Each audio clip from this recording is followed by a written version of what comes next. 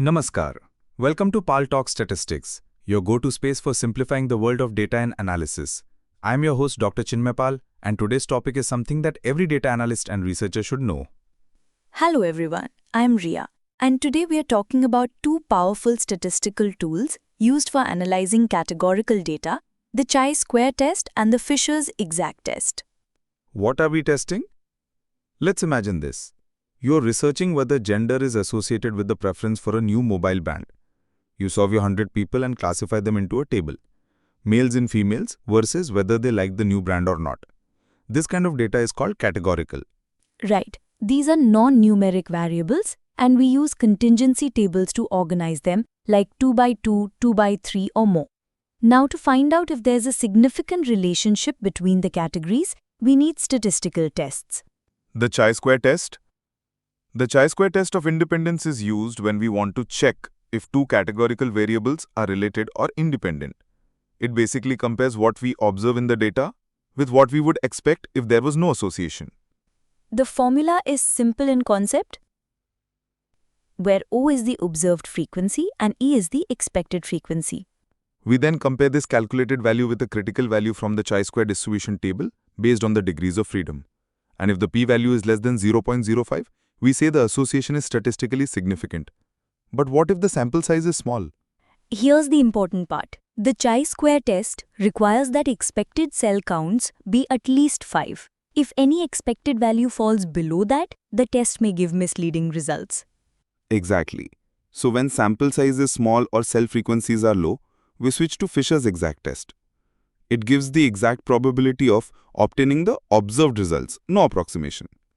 Fisher's test is best suited for 2 by 2 contingency tables, especially in fields like medicine or biology, where sample sizes are often small. Suppose you're testing whether a new drug is more effective than the standard one. You have 20 patients, 10 in each group. This is an ideal case for Fisher's exact test. It'll give you a precise p-value even with small numbers.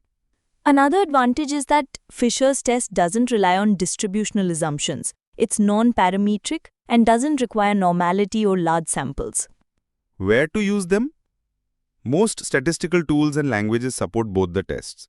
In SPSS, use cross tabs under descriptive statistics. In R, use CHISQ.test for Chi-square and FISCHER.test for Fisher's exact test. In Python, you can use scipy.stats.chi2 contingency or Fisher_exact.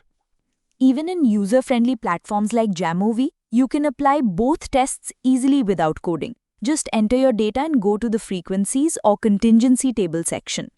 When to choose what? Here's a quick summary to help decide. Use Chi-square test when your sample is large and expected values in all cells are 5 or more. Use Fisher's exact test when the sample size is small, especially in 2 by 2 tables. And always look at the p-value. If it's below 0.05, we say the variables are not independent. There is a meaningful association. Final thoughts. So whether you're a student, researcher, or data enthusiast, understanding these two tests will boost your confidence in analyzing categorical data. And make sure to interpret results in context. A statistical relationship doesn't always mean causation, especially in observational studies. Very true. Well, friends, that brings us to the end of today's episode on Pal Talk Statistics. If you enjoyed the discussion, do follow the podcast and share it with your colleagues and classmates. More exciting episodes are coming your way soon. Signing off from Pal Talk Statistics, take care and happy learning.